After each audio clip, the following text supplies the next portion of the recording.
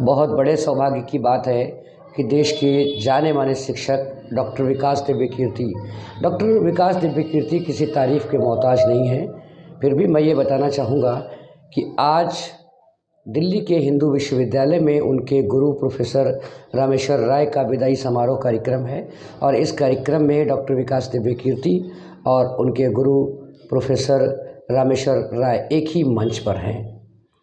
गुरु और शिष्य एक ही मंच पर देखकर यकीनन आपको बहुत आनंद आएगा, फलीभूत हो जाएंगे आप गुरु और शिष्य की भाषा को सुनकर। शिक्षा के प्रति उनकी उदारता, क्या शिक्षा है, शिक्षक कैसा होना चाहिए, शिक्षक के दिल में शिष्य की क्या गरिमा है, शिक्षक कैसे होने चाहिए, दोनों को अलग अलग सुनेंगे और आनंदित होंगे आप डॉक्टर विकास दिव्य कीर्ति और उनके गुरु प्रोफेसर रामेश्वर राय की बातों को सुन करके।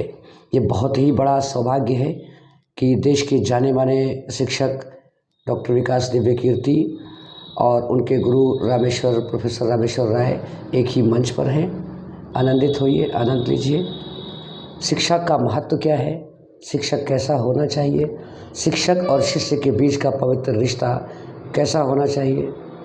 डॉक्टर विकास दिव्य कीर्ति कहते हैं कि शिक्षक वो नहीं है जो पढ़ाता है, शिक्षक वो नहीं है जो ज्ञान देता है, बल्कि अच्छा शिक्षक वो है जो ज्ञान का टूल देता है।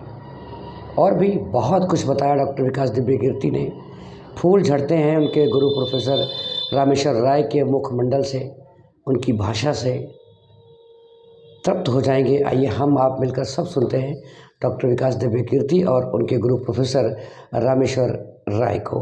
आज बहुत ही सुनहरा मौका है और मैं समझता हूँ ये वीडियो देश और दुनिया के हर छात्र को सुनना चाहिए, देखना चाहिए, हर टीचर, हर शिक्षक को देखना चाहिए।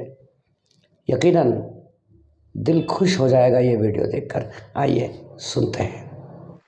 प्रिय विकास शंकर जी, अंजू श्रीवास्तव नहीं है, लेकिन मेरा संबोधन उनको भी है और आप सब।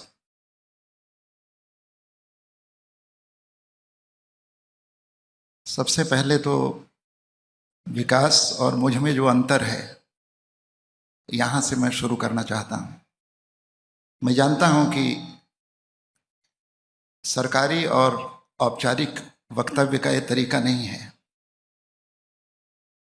लेकिन तरीकों से बाहर जाकर ही हम कुछ कर पाते हैं कायदे से। विकास और मुझ में बुनियादी अंतर ये है कि विकास उतनी आसानी से उपलब्ध नहीं है।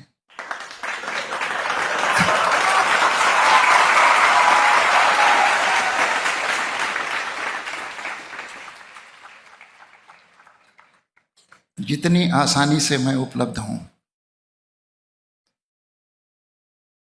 मैं जो कह रहा हूं उसको अविधा में नहीं, थोड़ा संकेत में लिया जाए। जगत गुरु शंकराचार्य के गुरु थे गोविंदनाथ। आप कल्पना करें कि जगत गुरु शंकराचार्य गोविंदनाथ के साथ बैठे हों तो शंकराचार्य के दिमाग में क्या चल रहा होगा।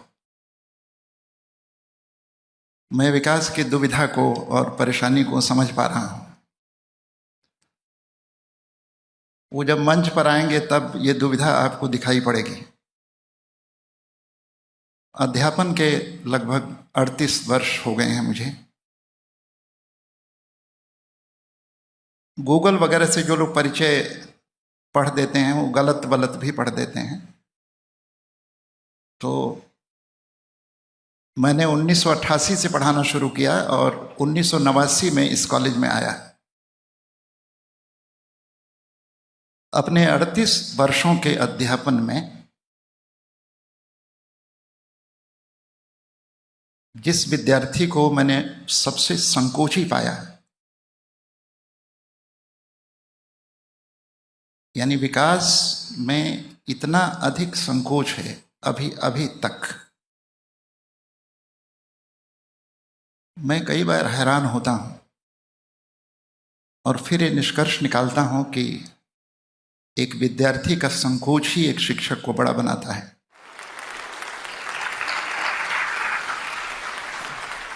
जब आप शिक्षक के रूप में जिंदगी शुरू करते हैं तब आप नौकरी करते हैं। शिक्षक बनना एक प्रक्रिया है और शिक्षक बनने की प्रक्रिया में ये सबसे अधिक महत्वपूर्ण है कि आपको कैसे विद्यार्थी मिले। कायदे से और तर्क से मैं भाग्य को मानता नहीं हूं, लेकिन मानने से क्या होगा। तो मुझे लगता है कि विधाता ने जो नियति रेखा खींची होगी उसके बिल्कुल आरंभिक चरण में विकास को भेजा गया होगा। इसलिए अब भी जब मैं पढ़ाता हूं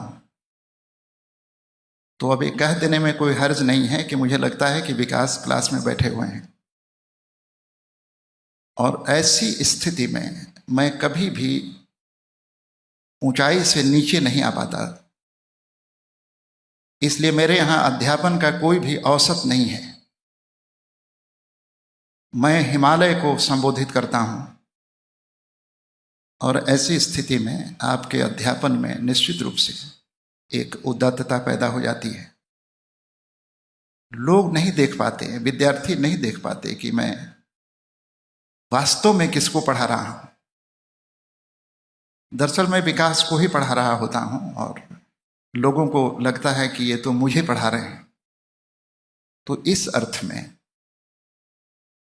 विकास का होना मेरे लिए बहुत महत्वपूर्ण है।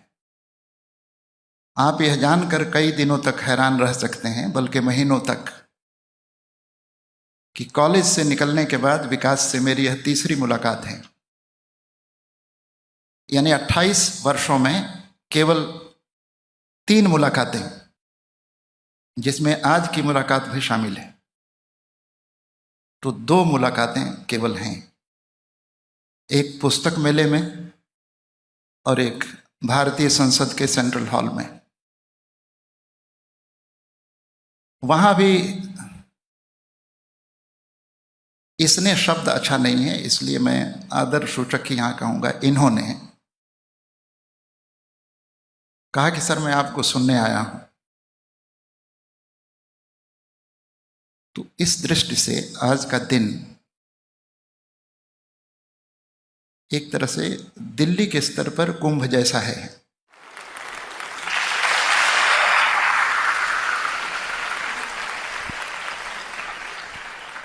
आप सभी लोग जानते हैं कि सूरज का उगना और डूबना, चंद्रमा का घटना और बढ़ना, मौसमों का बदलना, ये रूटीन है प्रकृति का। लेकिन कुंभ हर बार नहीं होता। कुछ खगोलीय संयोगों से यह कुंभ बनता है और मनाया जाता है। तो आप इसे एक खगोलीय संयोग कहें, क्योंकि पिछले 5-6 वर्षों से लगातार ये बात चलती रही कि विकास दिव्य कीर्ति को बुलाना है और कॉलेज में और सुनना है। लेकिन जिस तरह चाहने से कुंभ नहीं होता, संयोग चाहिए, तो वो संयोग आज घटित है।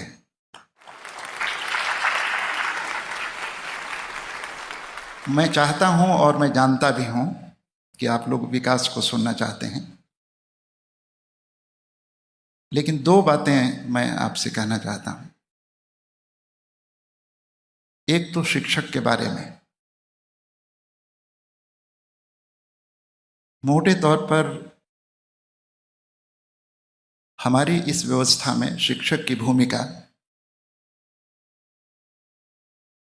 हमारे कई साथी बैठे हैं और मैं दरख्वास्त करता हूं, उम्मीद करता हूं कि वो बुरा नहीं मानेंगे। शिक्षकों की भूमिका बुनियादी तौर पर एक तरह से कुरियर बॉय की है। पैकेट किसी ने भेजा है, आपको कॉल बेल दबा करके पैकेट डिलीवर करना है। किसी ने किताब लिखी है, किसी ने सिलेबस बनाया है, कोई परीक्षा लेगा, कोई प्रश्न पत्र बनाएगा। आपका काम केवल ये बता देना है कि रामचरण शर्मा ने ये कहा, रोमिला थापर ने ये कहा, नामवर सिंह ने यह कहा, आपकी अपनी कोई भूमिका नहीं है सिवाय प्रस्तुत कर देने के। मुझे लगता है कि शिक्षक का काम बुनियादी तौर पर यह नहीं है। एक ऐसे समय में जब गूगल ने ज्ञान के ब्रह्मांड पर कब्जा कर लिया हो, तो आप कितना और क्या ज्ञान दे सकते हैं। इसलिए आज के समय को जरा आप गौर से देखें। भरोसे की जितनी जगहें थीं वे ध्वस्त हो गई हैं। धर्म पर वह ध्वस्त है, राजनीति पर वह ध्वस्त है, संत महात्मा वे ध्वस्त हैं।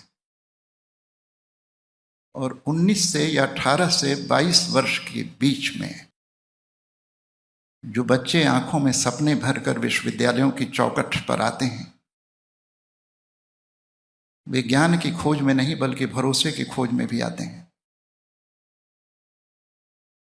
क्योंकि राजनीति, प्रशासन, धर्म, ये जिंदगी के जितने भी क्षेत्र हैं, ये अपना भरोसा खो चुके हैं। तो मुझे लगता है कि शिक्षक जो दे सकता है वो भाषा में नहीं बल्कि अपने उस आचरण में जिसमें भरोसे का दिया छिपा हुआ है।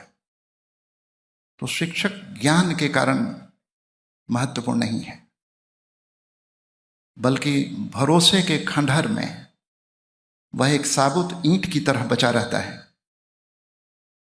और इस आधार पर 18 से 22 वर्ष के विद्यार्थी को लगता है कि नहीं, अभी एक जगह बाकी है। इसलिए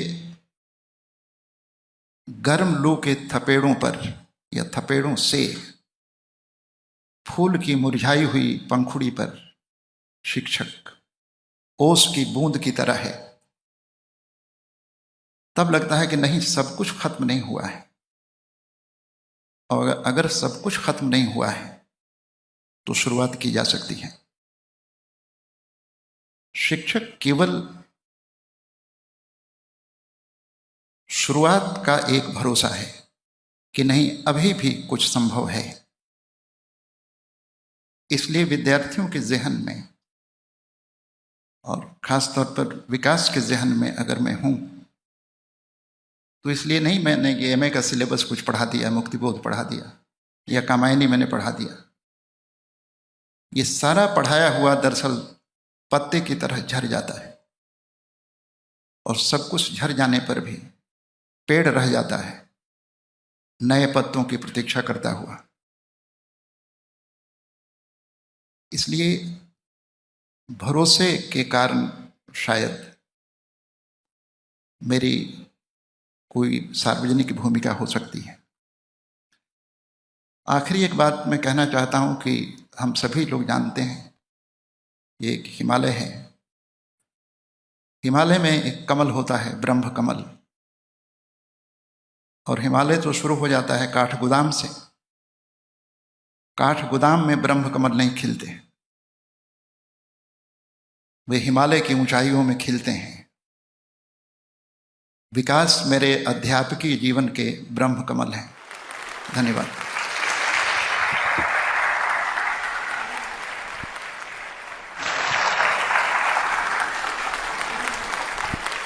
सबसे पहले हिंदू कॉलेज के उन सभी व्यक्तियों को धन्यवाद जिन्होंने मुझे बुलाया।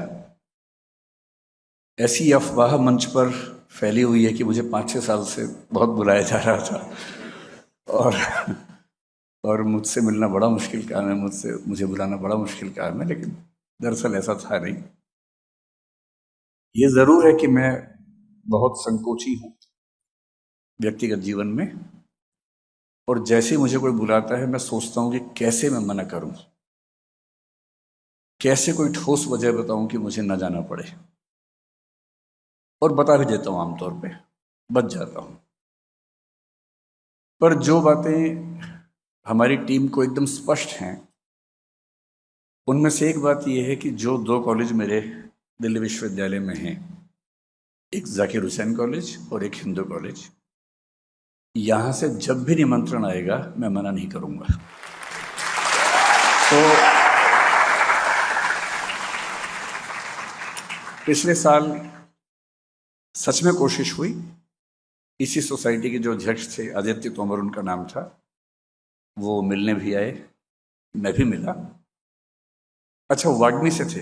हाँ हाँ, 2 सोसाइटीज़ वाग्मी और बुनियाद से लगातार ये प्रक्रिया चल रही थी। तो पिछले साल कुछ ऐसा हुआ कि जब वो चाह रहे थे तब मैं दिल्ली में नहीं था, देश में नहीं था। जब मैं यहाँ था तो शायद यहाँ कोई तिथि बन नहीं पाई थी। इतनी सी बात थी, ऐसा नहीं था कि मतलब मैं उपलब्ध नहीं हूँ। मैं आप सबके सामने खुल के कह रहा हूँ कि हिंदू कॉलेज के लिए मैं हमेशा उपलब्ध हूँ। तो और हिंदू कॉलेज में आना, हिंदू कॉलेज का एहसान मुझ पे है, न कि मेरा कोई एहसान है यहाँ आने पर। इसलिए मैं लगभग 30 साल के बाद इस कॉलेज में आया हूँ। 1 साल मैं यहाँ पढ़ा हूँ, 1994 से 1995 एमए फाइनल में। उस समय डॉक्टर हरीश नवल यहाँ के एचओडी थे। मुझे थोड़ी सी खांसी की दिक्कत है, बीच बीच में आपको कर्कश आवाज़ें सुनने को मिलेंगी। उसके पहले मैं जाकिर हुसैन कॉलेज में 3 साल ग्रेजुएशन कर रहा था, हिस्ट्री ऑनर्स मैंने किया था। फिर एमए हिंदी साहित्य लेने का फैसला हुआ तो जाकिर हुसैन इवनिंग पूरे विश्वविद्यालय में एक ही जगह एडमिशन हो पाया, क्योंकि ग्रेजुएशन में मेरे पास हिंदी साहित्य नहीं था। वहाँ मैंने 1 साल पढ़ाई की। प्रोफेसर सुधीश पचौरी बहुत प्रसिद्ध अध्यापक है, वो वहाँ थे। प्रोफेसर कमल किशोर गोयनका वो वहाँ थे।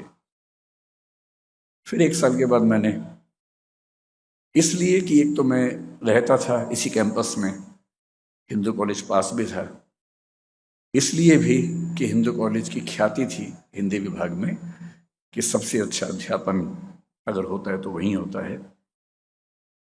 माइग्रेशन लेके आया था।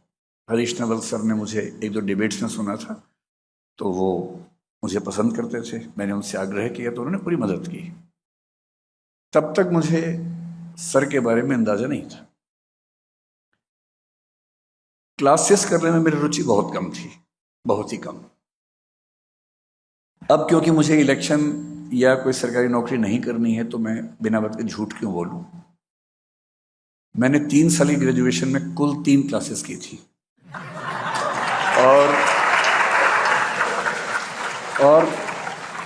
और मुझे इस बात का कोई पछतावा भी नहीं है। पूरी बात स्पष्ट हो तो बेहतर रहता है, आधी बात क्यों। कोई पछतावा नहीं है।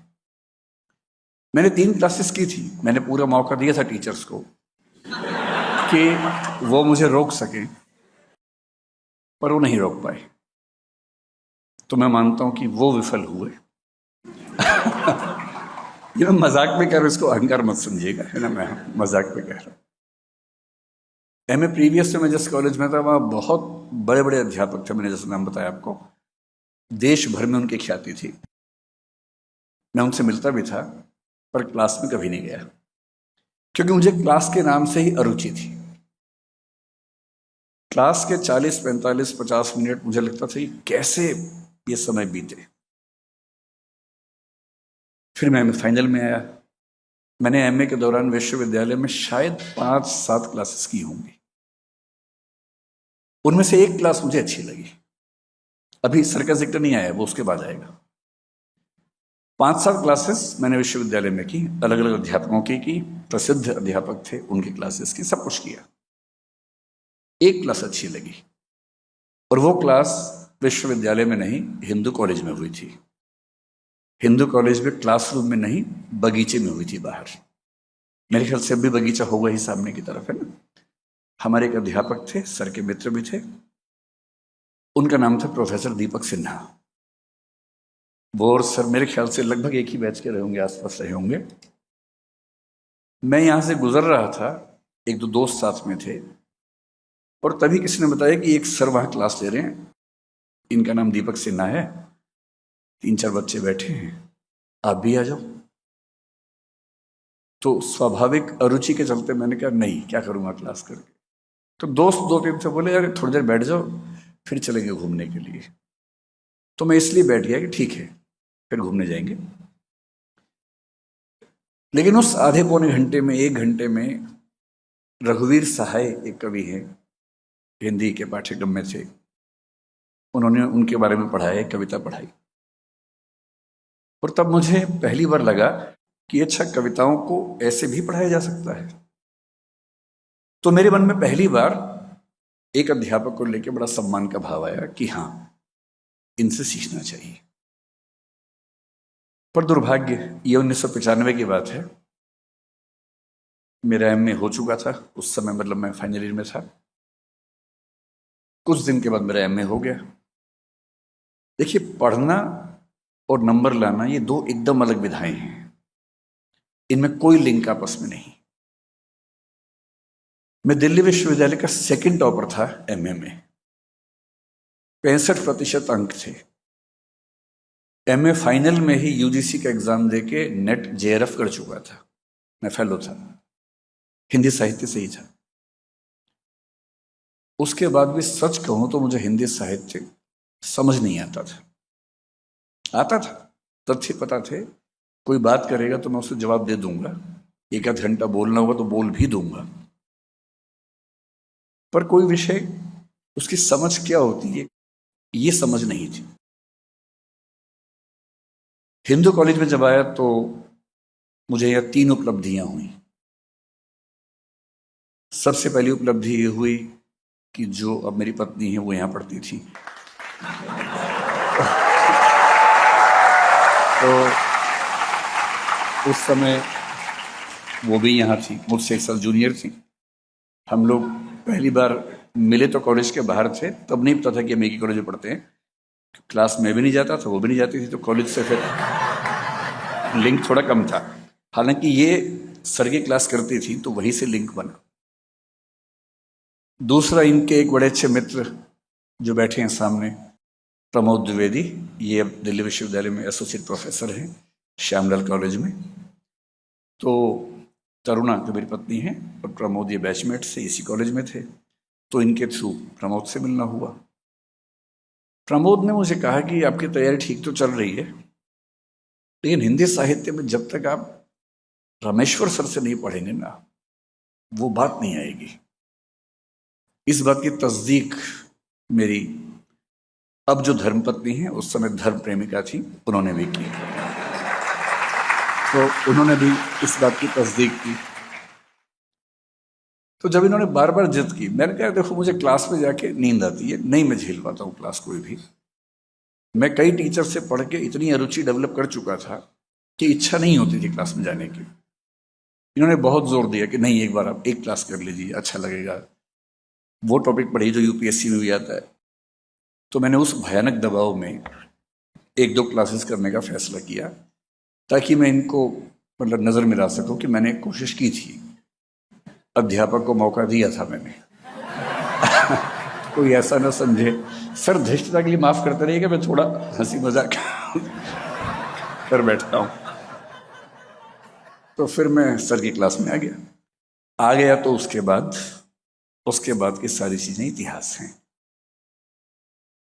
मुझे लगता है कि मुझे बचपन से पढ़ना चाहिए था, पर मैं विद्यार्थी जीवन में बहुत ही चंचल, बहुत ही अगंभीर किस्म का व्यक्ति रहा, स्कूल में, कॉलेज में भी। मैं अपने जिले का टॉपर था स्कूल के समय। ऐसा नहीं कि मेरे नंबर नहीं आते थे, नंबर आते थे मेरे। मैं विषय को समझता नहीं था, मैं विषय में डूबता नहीं था, और जैसे ही किसी विषय को पढ़ते हुए लगता था कि अभी मुश्किल होने लगता है, मैं उसे छोड़ देता था। मैंने 10वीं क्लास के बाद साइंस इसलिए छोड़ा कि साइंस से पढ़ना पड़ता था, और हमारे स्कूल में 2 ही विकल्प थे, साइंस और कॉमर्स। मुझे किसी ने बताया कि कॉमर्स में नहीं पढ़ना पड़ता है, तो मैंने कॉमर्स ले लिया। फिर मैंने कॉमर्स में अपने पूरे ज़िले में टॉप किया, करीब 10 से 12 दिन पढ़ के। फिर मैं दिल्ली विश्वविद्यालय आ गया। मैंने डीयू में आते ही बीकॉम ऑनर्स में एडमिशन लिया, पर 3-4 दिन में लगा कि इसको तो बहुत पढ़ना पड़ता है। मंडल कमीशन उसी समय आया था, आंदोलन का माहौल था जो मुझे प्रिय था बहुत ज़्यादा। मुझे ज़्यादा अच्छा लगता था कि बस के पीछे टंग के जा रहे हैं, बस का शीशा तोड़ दिया, टायर में आग लगा दी और नारे लगाए सड़क के ऊपर, पुलिस आई तो भागे वहां से बच के, वो सब ज़्यादा मुझे उसमें रुचि थी। क्योंकि मेरा अकेला उद्देश्य डूसू प्रेसिडेंट बनना था और उसके बाद भारत का प्रधानमंत्री बनना था उस समय। ये उस बाल मन की बात है जो 17 साल का था, तब की बात मैं कर रहा हूं। तो बीकॉम में उसे पढ़ना पड़ता था, तो फिर मैंने एक बहुत ठोस बहाना सोचा और मैंने अपने अध्यापक से कहा कि सर मुझे यूपीएससी देना है और उसमें मैंने सुना कि हिस्ट्री बेहतर रहता है और सीए तो मुझे बनना ही नहीं है। तो बोले अच्छा ऐसा है, तो फिर एक एप्लीकेशन लिखो। मैंने एप्लीकेशन लिखी। फिर बोले कि मैं तो साइन कर रहा हूँ, अब हिस्ट्री के डिपार्टमेंट के हेड से साइन करवा के लाओ। ये ठीक वही दिन था जब मंडल कमीशन का कर्फ्यू लगा हुआ था दिल्ली में। मैं पीतमपुरा में रहता था और हमारे एचओडी जो थे वो साकेत में रहते थे। पीतमपुरा से साकेत लगभग 25 किलोमीटर होगा। मैं पैदल गया, बीच बीच में लिफ्ट, कहीं को ट्रक मिल गया, ट्रक में घुस गए, बस मिली, बस तो खैर नहीं चल रही थी उस समय। पूरी दिल्ली का माहौल बड़ा अजीब था, हर जगह आग, धुआं, ये सब था। उनके घर पहुंच के साइन करवाए। बोले कि इतना सीरियस बच्चा मैंने पहली बार देखा है।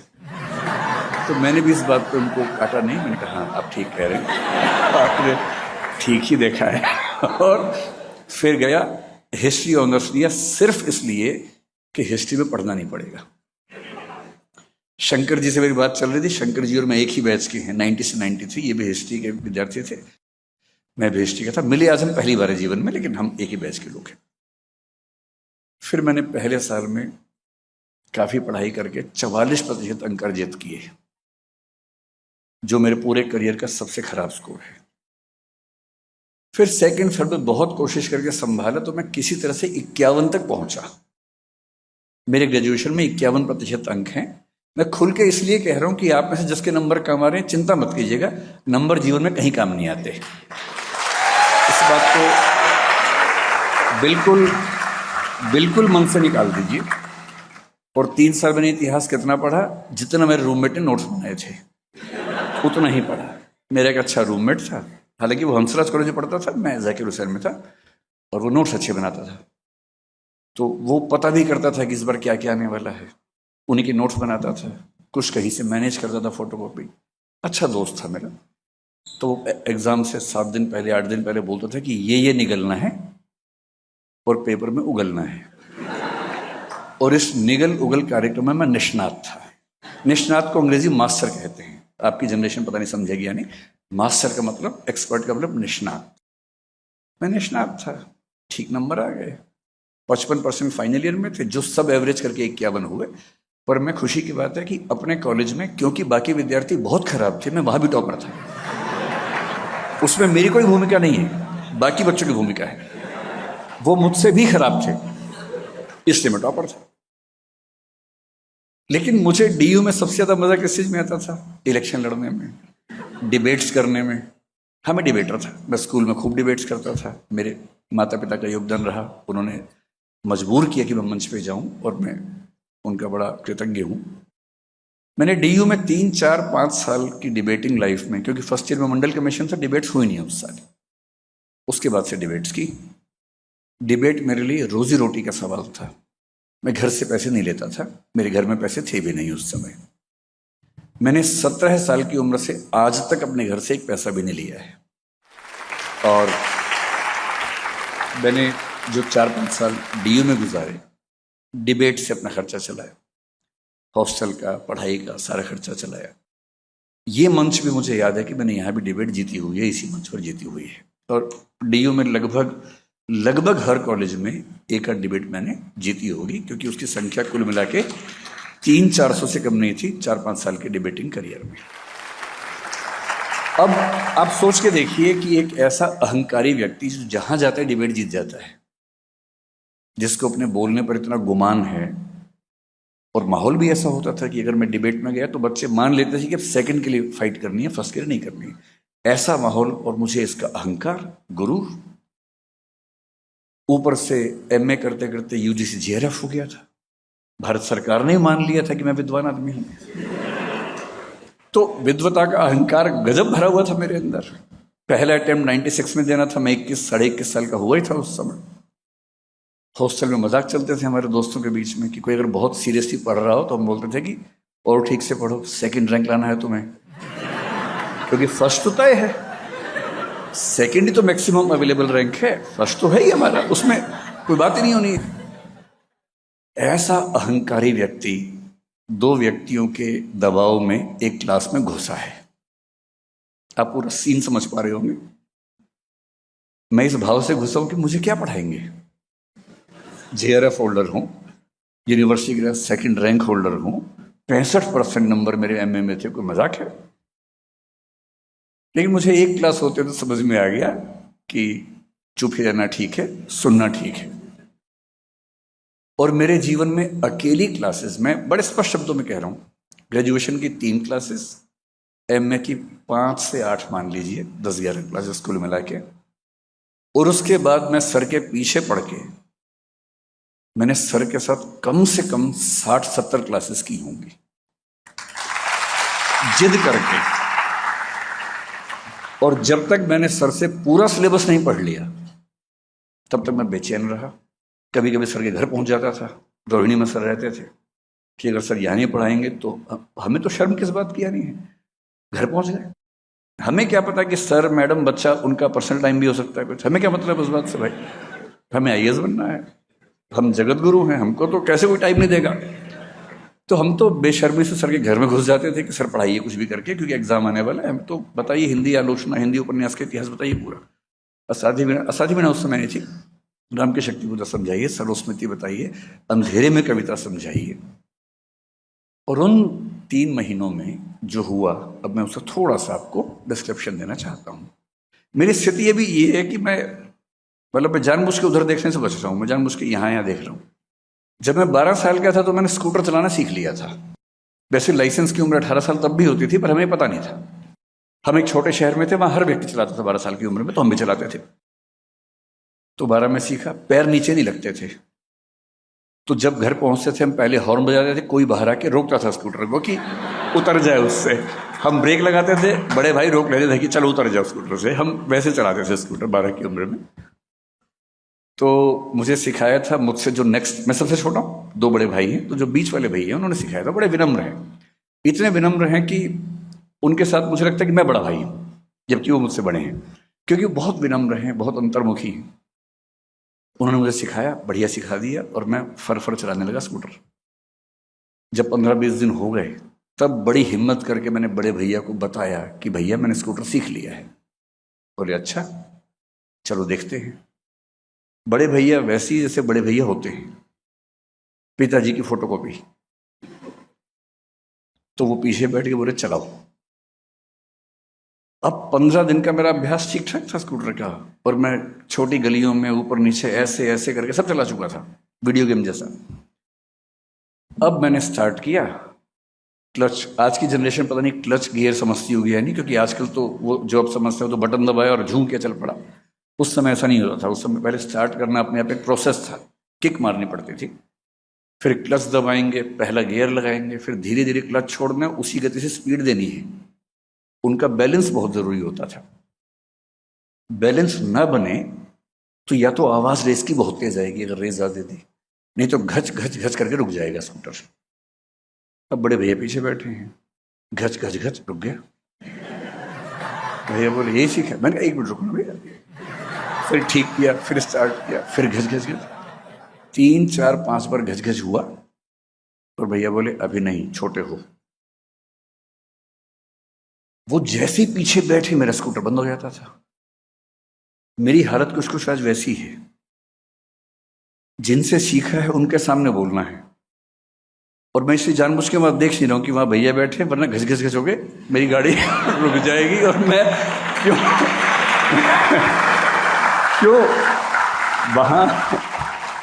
वहां देख के क्यों बोलूं मैं। तो मैं तो इस भाव से देख रहा हूं कि जैसे शुतुरमुर्गी मुद्रा कहते हैं, कि जैसे बिल्ली और कबूतर के बारे में कहते हैं, जब कबूतर बिल्ली को देखते हैं, कबूतर अपनी आंख बंद कर लेता है और कहता है बिल्ली नहीं है। तो कुछ कुछ मैं उसी मुद्रा में आज हूं। उन 3 महीनों में क्या हुआ, असली सवाल ये है। सर ने बड़े विनम्रता वाले भाव से एक इंटरव्यू में कहा कि बरगद के पेड़ में पानी मैंने दिया था थोड़ा सा, इतनी ही मेरी भूमिका है। ये बात सही है कि किसी व्यक्ति की किसी के जीवन में भूमिका दरअसल इसी तरह की होती है कि किसी को आपने पानी दिया, खाद दी, न्यूट्रिएंट्स दिए, यही भूमिका हो सकती है। सवाल यह है कि पानी कब दिया था और कितना दिया था, और पानी केवल पानी था या उसमें न्यूट्रिएंट्स भी शामिल थे। वो पानी उस समय मिला जिस समय पानी की सबसे ज्यादा जरूरत थी, जब सूखा पड़ा हुआ था, जब जड़ें सूख चुकी थी। सूख क्या गई थी? गीली हुई ही नहीं थी कभी। और उस समय जब पहली पानी की बौछार अंदर पड़ी और लगा अच्छा पढ़ाई ऐसे भी होती है, पढ़ाई में समझना भी होता है, साहित्य का संबंध इतिहास से भी होता है, फिलॉसफी से भी होता है, सोशियोलॉजी से भी होता है, इकोनॉमिक्स से भी होता है। इकोनॉमिक्स तय करती है कि साहित्य कैसा होगा किसी देश का, किसी समाज का। और तब समझ में आया कि ये अलग अलग विषय, अलग अलग डिपार्टमेंट्स तो नाम नाम के हैं, दरअसल तो एक ही चीज को पढ़ने के भिन्न भिन्न तरीके हैं। इसलिए जो इंटरडिसिप्लिनरी अप्रोच आज हम बोलते हैं कि बहुत जरूरी है, मैंने पहली बार जहां से सीखी वो सर से सीखी। और सर कोई भी विषय पढ़ाते थे तो लगता था कि जैसे चक्षु खुल गए, कि नई कविता या छायावाद। और मैं उस समय लिखने की स्पीड मेरी ऐसी थी कि मैंने सर का एक एक वाक्य लिखा हुआ है, आज तक रखा हुआ रजिस्टर मेरे पास। यहां तक कि सर ने बीच में छींका भी तो मैंने वो भी लिख दिया कि छींक यहाँ पर आई है, कि शायद कोई खास वजह से आई हूँ यहाँ पर, भाई बाद में रिवीजन में आसानी रहेगी। मजाक भी किया, साइड में मजाक भी लिख लिया कि ये मजाक को कोई लिंक होगा इसके साथ, वो मजाक भी याद रहना चाहिए। कई साल तक मैंने वो विषय पढ़ा, वो रजिस्टर्स पढ़े। JRF वगैरह सब होने के बाद पहली बार मुझे साहित्य समझ में आया। अब सीधा योगदान मैं कहूं तो मेरा पहले अटेम्प्ट में सिविल सेवा में सिलेक्शन हो गया। लेकिन ये तो एक मोटा कथन है ना कि सिलेक्शन हो गया। इसमें सूक्ष्म कथन ये है कि 2 वैकल्पिक विषय होते थे मेरे पास, हिंदी साहित्य था और समाजशास्त्र था। दोनों का 600 नंबर का पेपर था। अगर मैं ये कहूं कि मेरा उन दोनों विषयों से सिलेक्शन हो गया तो ये अधूरी बात है, जब तक मैं ये ना बताऊं कि समाजशास्त्र में 600 में से 247 नंबर थे और हिंदी साहित्य में 600 में से 343 नंबर थे। और इस अंतर की एकमात्र वजह यह थी कि मैंने सर की क्लास से पढ़ाई की थी। इससे मैं कैसे कह दूं कि कोई योगदान नहीं है या बरगद में केवल पानी का योगदान है। उस पानी में कितना पोटेशियम था, कितना मैग्नीशियम था, कितना नाइट्रोजन था या नाइट्रेट था, ये भी तो देखना पड़ेगा। लेकिन ये फिर भी ठीक है। मेरे लिए सिविल सेवक बनना ना मुझे पहले बहुत रोमांच था ना बाद में रहा। मैं तो हरियाणा से हूं जहां IAS का मतलब उस समय लोग समझते भी नहीं थे, अब तो समझने लग गए हैं, तब नहीं समझते थे। तब बोलते थे कि अरे ना पटवारी बनते तो अच्छा रहता, वो ऐसा भाव रहता था। तो मुझे नौकरी से लगाव भी नहीं था, मैंने फिर नौकरी छोड़ भी दी, पढ़ने पढ़ाने की इच्छा हुई। जो असली योगदान है वो दूसरा है। ये तो छोटी बात थी, नंबर आ गए, नोट्स मैंने पढ़ लिए, याद कर लिया, लिख दिया, नंबर आए, बड़ी बात है। एक अच्छी नौकरी मिली, उसका सम्मान आज तक मुझे हर जगह मिल जाता है कि सिविल सर्वेंट रहे हैं, जैसे पता नहीं क्या बात हो गई, लेकिन सम्मान मिल जाता है। उसके बाद मेरे अंदर एक भूख पैदा हुई। जो व्यक्ति विश्वविद्यालय में केवल इलेक्शन लड़ने के लिए आया हो, उसकी इलेक्शन से अरुचि हो गई। जिसका पर्पस रहा हो कि डूसू प्रेसिडेंट, उसके बाद दिल्ली का CM, फिर भारत का PM बनना है, उसको पार्षद, विधायक और सांसद होने से अरुचि पैदा हो गई। और रुचि किससे से पैदा हो गई? पढ़ने से। अब मुझसे लोग पूछते थे जीवन में क्या करना चाहते हो? पढ़ना चाहता हूं। मैंने UPSC में 2-3 विषय सिर्फ इसलिए बदले कि इसी बहाने इसे पढ़ लूंगा। हालांकि ऐसा करने से मेरी सफलता और मुश्किल होती गई, पर चाहिए किसको थी? नहीं चाहिए थी। समाजशास्त्र पढ़ा, दिमाग खुल गया। फिलॉसफी पढ़ा, दिमाग खुला। पॉलिटिकल साइंस पढ़ा, बाद में LLB किया, लॉ किया, सब कुछ पढ़ने का मन किया। आज भी पढ़ता हूं। और आज मेरी स्थिति ये है कि किसी भी विषय को पढ़ते हुए मैं हर विषय से उसको लिंक कर पाता हूँ, तो इसलिए कि उसका बीज सही समय पर पानी के साथ उस पेड़ के अंदर एक सही माली ने डाल दिया था। और ये तो संयोग की बात है कि मैं जिस जमाने में 40-45 का हुआ, उस जमाने में यूट्यूब आ गया, और सर जिस जमाने में हुए तब यूट्यूब नहीं आया था। इतनी सी बात है। मुझे लोग ज्यादा जानने लग गए, तो इसमें यूट्यूब का योगदान है, मेरा नहीं। मैं भी एक बंद क्लासरूम में 25 साल से पढ़ा ही रहा था, कौन जानता था, कोई नहीं पूछता था। पर क्योंकि मैं निजी क्षेत्र में हूं तो वहां वीडियो बनाना आसान काम था। कॉलेज में ये संभव नहीं है, व्यावहारिक नहीं है। इसलिए कौन कितना प्रसिद्ध है ये तुक्के की बात है, संयोग की बात है। और प्रसिद्धि से कोई ये समझने लगे कि मैंने बहुत तीर चला दिया है, ऐसा घमंड अगर किसी को हो जाए, उससे बड़ा निपट मूर्ख कोई हो नहीं सकता है। और ये बात जिंदगी में कभी भूलना नहीं चाहिए कि मैं जो कुछ भी हूं कैसे बना। सर ने मुझे जो कवि सबसे गहराई से पढ़ा है वो कबीरदास थे, और कबीरदास आज तक मेरे प्रिय कवि हैं। मुझे पूरे हिंदी साहित्य में एक कवि चुनना हो, हालांकि दुविधा होती है कबीर तुलसी के बीच में मुझे, फिर मैंने एक कविता सुन ली, उन दोनों के बारे में तो और दुविधा होने लग गई। कैसे कहूं कि कविता मेरी खींचे नई लकीर, कैसे कहूं कि कविता मेरी खींचे नई लकीर, मेरे 2 बाप हुए हैं तुलसी और कबीर। एक नहीं, 2 बाप हुए, दोनों सर ने पढ़ाए। मतलब सर ने सारे कवि पढ़ाए, इन 2 को विशेष रूप से पढ़ाया। तुलसीदास मेरे बहुत प्रिय कवि हैं, और वो सिर्फ सर की बदौलत है। कबीर तो मैं फिर भी थोड़ा पहले से रुचि रखता था। कबीरदास को पढ़ते हुए बहुत सारे दोहे, सर को बहुत सारी पंक्तियां याद रहती है कविता की। सर से प्रेरणा लेके मैंने भी खूब रटा, मुझे भी 500-1000 कविताएं छोटी छोटी आज याद हैं, तो प्रेरणा वहीं से आई थी। कबीर को पढ़ाते हुए सर ने बड़ी गहरी बात कही कि एक समय तक आदमी दुनिया के बताए रास्तों पर अंधानुकरण करता हुआ चलता है, अंधा होकर चलता है। फिर उसे एक सही व्यक्ति मिलता है, गुरु मिलता है, शिक्षक मिलता है। एक अच्छा शिक्षक पढ़ाता नहीं है, एक अच्छा टीचर वो बिल्कुल नहीं है जो नोट्स बनवा दे।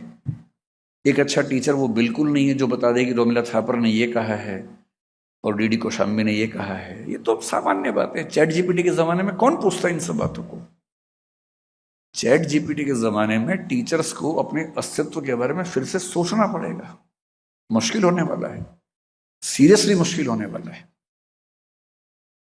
अच्छा टीचर वो है जो ज्ञान नहीं देता, ज्ञान अर्जित करने के टूल्स देता है कि ज्ञान खुद सीखना है, कैसे सीखना है ये मैं सिखाता हूं। और तब सर ने एक दोहा सुना है कबीरदास का, जो आज तक मेरे सबसे प्रिय दोहों में से एक है। पीछे लागा जाई था लोक वेद के साथी, कि लोक समाज जो कहता है और वेद जो कहते हैं, मैं उसके पीछे पीछे अंधा होकर चल रहा था। पीछे लगा जाई था लोक वेद के साथी, आगे तैं सतगुरु मिल लिया दीपक दिया हाथी। आगे से सतगुरु मिला, उसने मेरे हाथ में दीपक दे दिया। ज्ञान नहीं दिया, किताब नहीं दी, दीपक दिया। और बुद्ध के भाषा में कहा, अब दीपो भव, अपने प्रकाश स्वयं बनो, अपने प्रकाश की तलाश खुद करो। तब मुझे लगने लगा कि जिन बने बनाए रास्तों पर मैं चल रहा हूं, उससे पहले मेरी विचारधारा एकदम निश्चित थी। मैं आरएसएस का कट्टर समर्थक था, घोषित मेंबर नहीं था लेकिन समर्थक था। अयोध्या आंदोलन में मुझे जाने की बड़ी इच्छा थी, मैं जा नहीं पाया, बड़ा दुख था मुझे इस बात का। बाकी कई दोस्त गए थे, मैं नहीं जा पाया था। और मैं जानबूझ के सब बातें सच बोलता हूं, ताकि झूठ क्यों बोलूं, मुझे झूठ बोल के क्या मिल जाएगा, मैं ऐसा था। फिर जब मैं विश्वविद्यालय में पढ़ने लगा, मैं वामपंथी हो गया ठीक ठाक। मैं किसी काडर में नहीं गया, मैंने सीपीएम सीपीआई में या आईसा में, या उस समय एक एआईएसएफ भी थी, यहाँ पर दिशा छात्र संघ चलता था, डीएसयू पीएसयू, कई स्टूडेंट बॉडीज चलती थी। मैं किसी का मेंबर कभी नहीं बना। पर मुझे उन लोगों से बात करके और समाजशास्त्र पढ़ के, मार्क्सवाद पढ़ के बड़ा अच्छा लगने लगा। मैं इधर से भाग के उधर चला गया, अब मैं ये हूं। और जब मैं सर से मिला, मैं बहुत दुविधा में था कि वामपंथ ठीक है या दक्षिणपंथ ठीक है। 10 साल बाद मुझे समझ में आया कि सर से मुझे दूसरा फायदा क्या हुआ। पश्चिम में 18वीं सेंचुरी में एक दार्शनिक हुआ कांट, जो मेरे ख्याल से पूरे पश्चिम की दुनिया का सबसे बड़ा दार्शनिक है। अगर मुझे कहे कि पश्चिम की दुनिया में पहले दार्शनिक थेलीस से लेकर वर्तमान दर्शन के लोगों तक, विटगेन्स्टीन तक, आपको एक चुनना हो जिसने पूरे दर्शन की धारा को चेंज कर दिया, आमूलचूल बदलाव कर दिया, तो वो इमैनुअल कांट है, जर्मनी का 18वीं सेंचुरी के दार्शनिक। जब वो बड़ा हो रहा था उसके सामने दो रास्ते चल रहे थे। एक को रैशनलिज्म या बुद्धिवाद कहते थे, एक को एम्पेरिसिज्म या अनुभववाद कहते थे। रैशनलिज्म में लाइबनिज नाम के एक बहुत प्रख्यात चिंतक चल रहे थे, अनुभववाद में ह्यूम बहुत प्रख्यात चिंतक थे, इंग्लैंड के थे। कांट ने लिखा कि मैंने लाइबनिज को पढ़ा, मुझे लगा ये तो अंतिम सत्य है, इससे बड़ा सत्य क्या हो सकता है, और मैं उसके पीछे चलने लगा। इसी बीच में ह्यूम की किताब मेरे हाथ आ गई और ह्यूम को पढ़ा तो मुझे लगा अरे यार वो तो ऐसे ही बोल रहा था, अंतिम सत्य तो ये है। तो कुछ दिन में अनुभववादी बना रहा। कुछ दिन बाद फिर लाइबनिज को पढ़ा तो मुझे लगा नहीं, यही है अंतिम सच, यही है।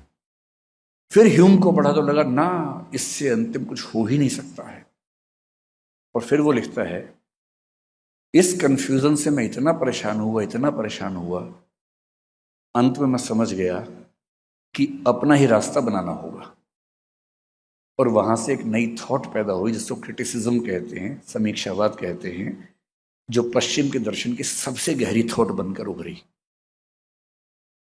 सर से मिलने से पहले मैं भी दक्षिणपंथ वामपंथ के बीच में झूलता था, कभी ये खींचता था कभी वो खींचता था। फेमिनिज्म पढ़ा तो फेमिनिस्ट हो गया कुछ दिनों के लिए। अम्बेडकर बात पढ़ा, मैंने कहा अंतिम सच तो ये था, ये कहां छुपा हुआ था। संतुलन नहीं था।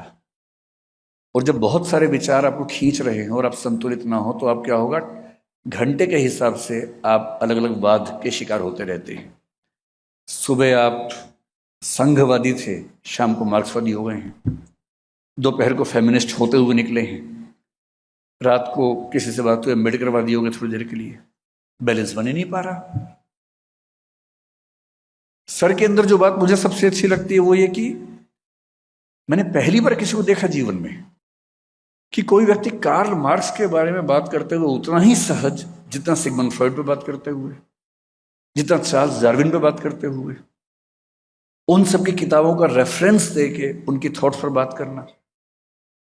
मुझे लगा कि जब तक मैंने दुनिया को पढ़ा ही नहीं तब तक किसी एक रास्ते पर चल के हीरो बनना कि यही सही रास्ता है, कितनी बड़ी मूर्खता है। और उस दिन से आज तक मैं ऐसी किसी भी मूर्खता से बचा हुआ हूं। मैं किसी विचारधारा का समर्थक नहीं हूं, ना होऊंगा। मैं विचार लेके चलूंगा, धारा में नहीं बहूंगा। और विचार के साथ जीना है, धारा में नहीं बहना है। ये बुनियादी समझ उसी पानी के गिलास में थी जिसको सर ने कहा कि बरगद में डाल दिया था, वहीं से।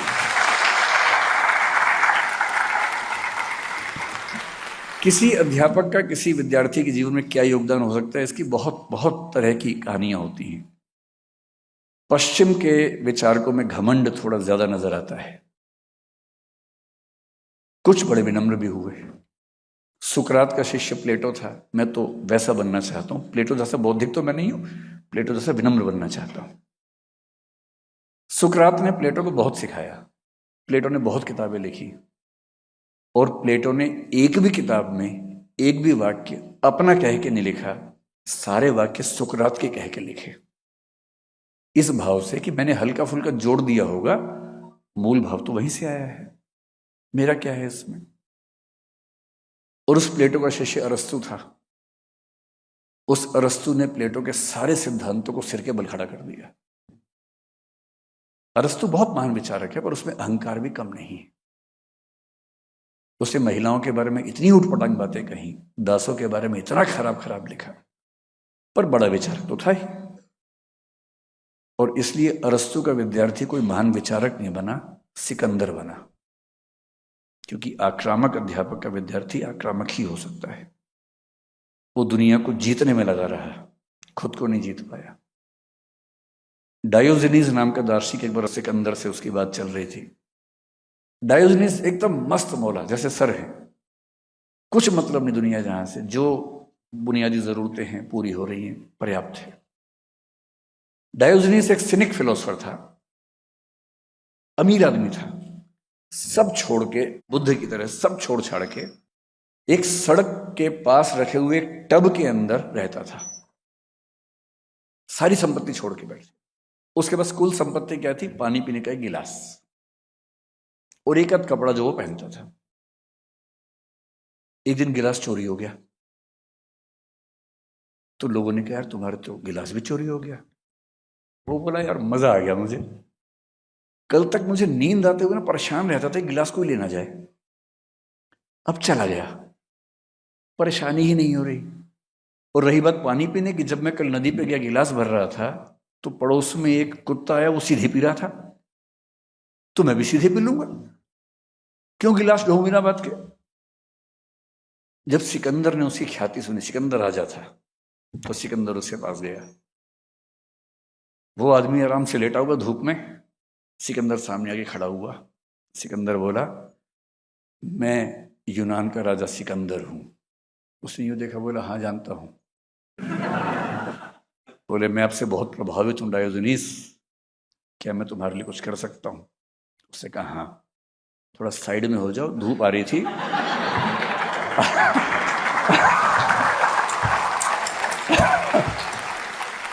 आपने बिना बात के धूप रोक ली है, साइड में हो जाइए, और धूप अच्छी तो आप भी लेट जाइए साथ में, क्या दिक्कत है? तो सिकंदर बोला कि डायोजनीस मैं आपसे बहुत प्रभावित हूं, मैं भविष्य में आप जैसा बनना चाहता हूं। उससे कि भविष्य में क्यों, आज ही बन जाओ, सब छोड़ के और लेट जाओ इसमें, ऐसा क्या करना है? उसने कहा नहीं, अभी मैं विश्व विजय अभियान पर जा रहा हूं, वापस आगे बढ़ूंगा। तो उसने कहा सिकंदर नोट कर लो, दुनिया को जीतने की इच्छा रखने वाला खुद को कभी नहीं जीत पाता है। अगर दुनिया को जीतने की इच्छा से मुक्त हो जाओ तो यहां आना। और कहते हैं कि उसी ने कहा था जिस दिन तुम मरोगे उस दिन समझोगे तुम जीवन भर निरर्थक चीजों में उलझे रहे थे। और कहने वाले कहते हैं कि जब सिकंदर मरा उसके दोनों हाथ खाली थे, उसने उठा के दिखाए, जब मरा सिकंदर तो दोनों हाथ खाली थे। कविता की पंक्ति है। यूं तो सिकंदर के हौसले आली थे, जब मरा सिकंदर तो दोनों हाथ खाली थे। और ये कहानी बन गई कि अंततः डायोजनीस की जीवन दृष्टि ज्यादा बेहतर होती है। भारतीय परंपरा थोड़ी अलग है। पश्चिम में कार्ल मार्क्स मेरा प्रिय चिंतक लंबे समय तक रहा, अभी भी है, पर ये अजीब अहंकारी लोग हैं, समझ नहीं आता है। हीगल के दर्शन से उसने बहुत सीखा, ये मैंने सर से सीखा कि हीगल से उसने क्या सीखा। हीगल ने डायलेक्टिक आइडियलिज्म नाम से एक सिद्धांत दिया, मार्क्स ने उसको डायलेक्टिक मेटेरियलिज्म कर दिया। और फिर कहा कि हीगल ठीक कह रहा था, बस वो सिर के बल खड़ा हुआ था, मैंने उसको सीधा कर दिया। अरे अपने गुरु के बारे में बात करने की तमीज है आपको भाई? आप दुनिया के बहुत महान चिंतक हैं, मान लिया, जिससे सीखा है उसके बारे में ऐसे बात करेंगे? और उसी मार्क्स से आगे चल के सीखा जॉर्ज लुकास ने, जहां से नियो मार्क्सिज्म पैदा हुआ। और जॉर्ज लुकास क्या कह रहा है? मार्क्स ने सब कुछ ठीक बोला था, बस वो सिर के बल खड़ा था, मैंने उसको सीधा कर दिया। सारे सीधा ही करने में लगे हुए एक दूसरे को। अरे भाई सीखा है तो विनम्र रहो। मैं भारतीय परंपरा का बड़ा सम्मान करता हूं इस मामले में। यहाँ गुरु का महत्व भगवान के बराबर होता है। ये जरूर है कि ऐसा गुरु होना हर किसी के बस की बात नहीं होती, लेकिन अगर कोई सच में गुरु है, और गुरु शब्द का मतलब क्या होता है? जो हल्का ना हो। गुरु मतलब जिसमें गुरुत्व हो, खींचने की क्षमता हो, भार वहन करने की क्षमता हो, जिसमें वजन हो। गुरु शब्द का शाब्दिक अर्थ ये होता है। अगर कोई सच में गुरु मिलता है, मैं सौभाग्यशाली हूं कि मुझे एक मिले हैं। सर से मैं मिला पिछले 30 साल में 3 बार हूं, और मेरा एनुअल रिचुअल है, टीचर्स डे पे एक लंबा मैसेज बना के सर को भेजता हूं हर बार, और लिखता हूं कि सब कुछ आपसे लिया है, तुक्के मेरे लग गए हैं, लेकिन सारा का सारा लिया मैंने आपसे है। तो उसी रिचुअल से मेरा एक वार्षिक कृतज्ञता ज्ञापन कम से कम होता रहता है, और मुझे तसल्ली मिलती है कि मैं अपनी जिम्मेदारी निभा पा रहा हूं। भारतीय परंपरा में कबीरदास ने जो कबीर सर के प्रिय कवि भी हैं, मेरे प्रिय कवि भी हैं, जब बैच खत्म हुआ तब मुझे कबीर के एक दोहे का मतलब और गहराई से समझ में आया। मैं फिर कह रहा हूं कि हिंदी साहित्य के नोट्स मैंने बना लिए थे, पढ़े, मैं सफल हो गया, नौकरी मिल गई, बड़ी बात है, फिर भी छोटी बात है, इतनी बड़ी बात नहीं। मैंने भी कई बच्चों को नोट्स बनवाए, पढ़ाया, उनमें से लोगों ने नोट्स याद किए, आईएएस बन गए। एक अर्थ में बड़ी बात है, पर यह बहुत बड़ी बात नहीं है। ठीक है, हो गया, ऐसी क्या खास बात है। कबीर बहुत परेशान होने के बाद गुरु से बोलते हैं कि मुझे बस मंत्र दो भाई, जीवन कैसे जीना है। तब शायद उनके गुरु ने कुछ मंत्र दिया और तब कबीर लिखते हैं, सतगुरु हमसु रीझ कर कहया एक प्रसंग, बरस्या बादर प्रेम का भीज गया सब अंग। सतगुरु ने हमसे खुश होकर एक ऐसी बात कही, ऐसा लगा कि प्रेम का बादल फट गया हो और सारे अंग भीग गए। तो यहां प्रेम को ज्ञान कर सकते हैं। सतगुरु हमसु रीझ कर कहया एक प्रसंग, बरस्या बादर ज्ञान का भीज गया सब अंग। और वो जो एक इंटरडिसिप्लिनरी अप्रोच, जिज्ञासा, हर विषय को समझने की अकुलाहट, वो सब चीज़ें जब मिली, और मैं सोचता हूँ कि मैं कैसे धन्यवाद करूँ। पहली बार मुझे मौका मिला कि मैं सबके सामने ये सब बातें बोल सकूं, वरना मैं अंतर्मुखी हूँ, सर मुझसे भी ज़्यादा अंतर्मुखी हैं। तो मैं सोचता हूँ कि अगर हम दोनों अकेले मिलें तो क्या होगा। हम 1 घंटा चुप बैठेंगे, फिर उठ के चले जाएंगे, क्योंकि मैं सर के सामने बोल नहीं सकता, सर वैसे ही काम बोलते हैं, तो कैसे क्या बात होगी उसके बाद। तो तुलनाओं में कहना हो तो अध्यापक की भूमिका एक तो होती है रत्नावली जैसी, तुलसीदास के साथ जो हुआ था। तुलसीदास बहुत महान कवि हैं, लेकिन शुरू से नहीं थे, पत्नी के प्रेम में अंधे थे। पत्नी के प्रेम में अंधा होना बुरी बात है कि अच्छी बात है, पता नहीं आज का जमाना क्या सोचेगा, लेकिन वहां ऐसा माना गया कि थोड़ा ज्यादा अंधापन हो गया था। इतने अंधे हो गए थे कि पत्नी एक दिन बोली कि मायके जा रही हूं या भाई के जा रही हूं, मतलब भाई के घर जा रही हूं। अब इनकी बेचैनी का आलम ये कि मैं तो आज ही जाऊंगा, ससुराल चला जाऊंगा मिलने के लिए। रास्ते में नदी थी, उफनती हुई नदी, पुल टूट गया था बाढ़ से, कैसे जाएं। बेचैनी का आलम ये कि एक लाश तैर रही थी, उस पर चढ़ के पार करके पहुंच गए, लाश को नाव बना के पहुंच गए। फिर पहुंचे घर, बाहर से आवाजें दी, किसने खोला ही नहीं, आधी रात का समय था। ये पता था कि उनकी पत्नी 2nd फ्लोर पे रहती है। एक रस्सी दिखी, रस्सी चढ़ के पहुंचे 2nd फ्लोर पे, नॉक किया, पत्नी ने दरवाजा खोला, चौंक गई कि ये यहां कैसे पहुंचे, 2nd फ्लोर पे कैसे आ गए। बोले रस्सी थी, उस पर चढ़ गया गया। रस्सी, बाहर जाकर देखा रस्सी नहीं, सांप था वो। आदमी जब अंधा होता है प्रेम वासना में, तो सांप पे चढ़ के सोचिए कोई जा रहा है।